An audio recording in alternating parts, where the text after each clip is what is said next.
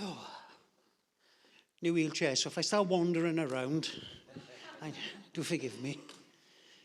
I'm going to give you my testimony tonight, which is my story of kind of my life, but there's a little bit more to it than that. It's how my life changed. And I'm not going to give too much away because I've gone through all sorts of things as a kid and as an adult. It was a really cold night, and you know when you're a kid and you're sitting down and the air is so cold that your breath is just hanging in the air. And I was there getting bored, and I was blowing like steam out of my mouth, trying to pretend I was a dragon or something to waste away the time. And I was wasting away the time because I was waiting for my dad to pick me up.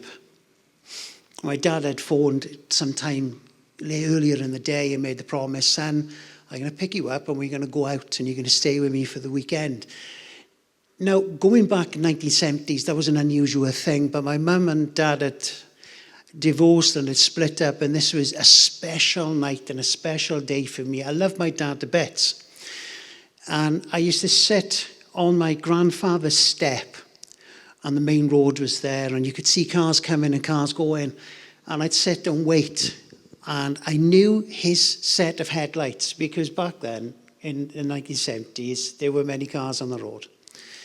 And I knew he had I'm going to sound silly because I've just forgotten where he had. He had a yellow Cortina, 2-litre Cortina. And I even knew the sound of the engine when it was coming. And you see these square headlights, or round headlights, they were coming up the road towards you. And I knew, and my heart used to get excited. It's my dad, he's coming to pick me up. And then it goes past. And then I'd be there half an hour and another set of headlights would come and go past. And you know, anticipation and excitement give way to feeling sad, and resentment started to fill up because my dad promised he was going to come. But if he promised he was going to come, he was. And I sat there for 2 hours until my grandfather came behind me and put his hand on my shoulder and said, son, he's not coming. I had no idea why. And I didn't see my father until I was 13 after that night. I saw him now and again. We used to say Santa Claus is coming, and then second Santa's coming, which was my dad. So he used to turn up on Christmas Day and then go. And nothing much has changed, does it, Amy? We still call him Santa Claus, don't we? But I didn't know back then that for myself, you know, your dad is everything to you. And when he doesn't turn up and when he doesn't come, it's like, it hurts so much inside. And I couldn't explain why it was he was letting me down all the time. I later found out that he was working in a hospital on call. And he was also in the TAs as well. And at that time, he was being called away. He was in Cyprus a lot. But I didn't understand that as a child. My mum tried to sit me down and tried to explain it to me, and my grandfather tried to sit me down and explain it to me. But that feeling that night started to become a real feeling of resentment. A resentment to people around me, a resentment to even myself, a resentment to authority. And I became very, very insecure to the point that I had to prove myself all the time.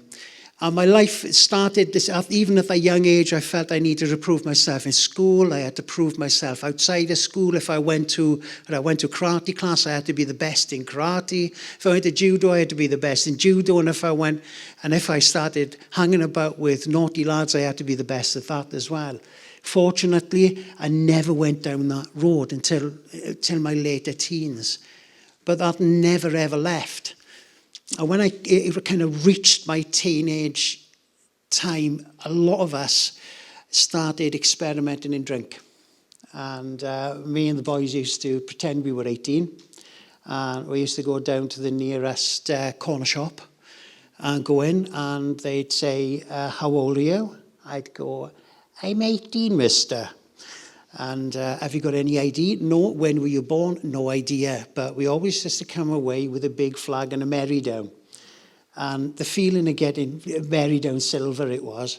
And the feeling of getting drunk was really, really addictive to me. The other lads kind of just put it aside and carried on with their lives.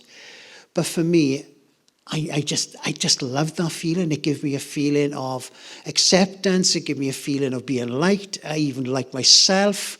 I lost some sort of control, and it was great. And by the time I was 19, I was addicted to alcohol and drinking heavily. My mum was in bits. We came from a good family. I was always brought up in Sunday school. My grandfather was a preacher. My mother brought me up well. And when my dad was around, he always gave good advice, and everybody was pulling their hair out, trying to understand why it is that I decided to go down the road of drinking the way that I did. In the end, I made a decision to move away, and I'd moved into London, and believe it or not, I worked with the police with a drinking problem. And it wasn't long before I couldn't hold that job down. Many reasons were that I was driving a motorbike. And when you're an alcoholic, driving on the road and alcohol doesn't mix well. And very, very, very quickly, I was kind of ushered off that job, and I ended up back in the valleys. But before I ended up back in the valleys, I was driving to work this one night. And I don't know why I did it, but I had a motorbike at the time. And I took my eyes off the speedometer for a second, and I could see a corner coming up, and I was hitting it around about 70 miles per hour, and I thought, I can take this corner.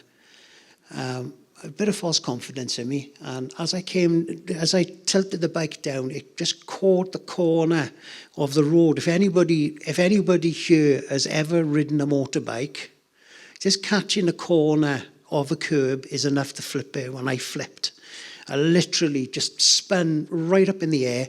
The bike landed, I don't know how many feet, how many yards away from me. I landed flat on my back and slid for absolutely ages. It just felt like an eternity. And I laid in the middle of this road looking up at the sky. And I could see the sky and the stars. And I thought, I'm laying in the middle of a pitch black road. I'm dressed in black. If a car comes, it's not going to see me. But at the same time, I had this peace.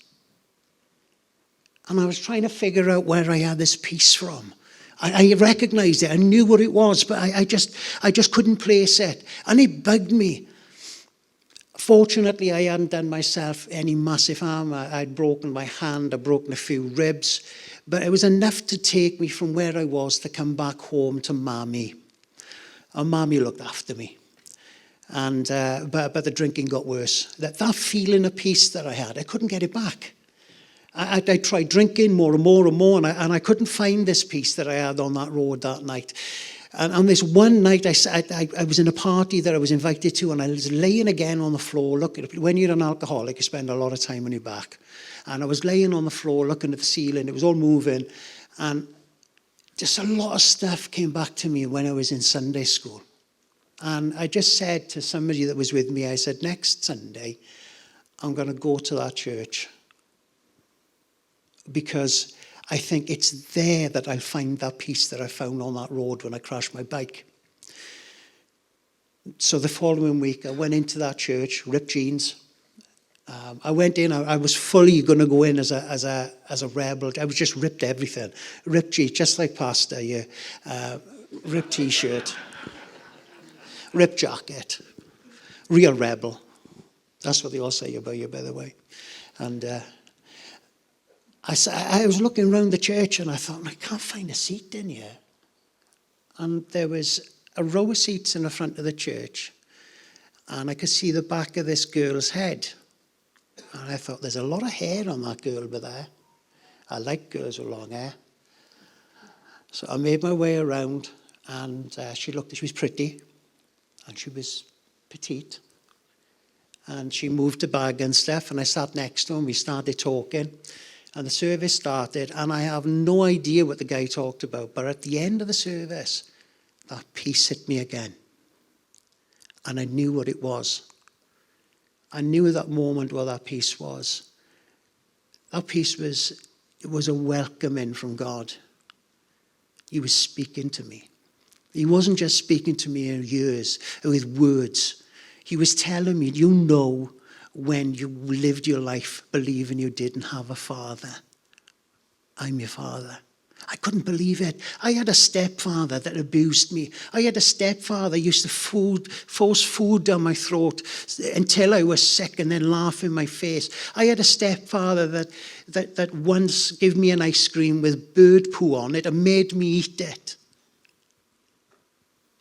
All I knew about fatherhood was that the father was either going to neglect me or leave me alone, or he was going to abuse me and beat me up. At that moment, I knew a father that was not going to abuse me. He wasn't going to hurt me. He was only going to welcome me. I remember the story called The Prodigal Son when I was there. And it said at the end of the story, this guy, his father loved him, and he went away to a land, and in this land he drank, and he did all sorts of things that he shouldn't have, and his life got into this real mess, and he decided to go home.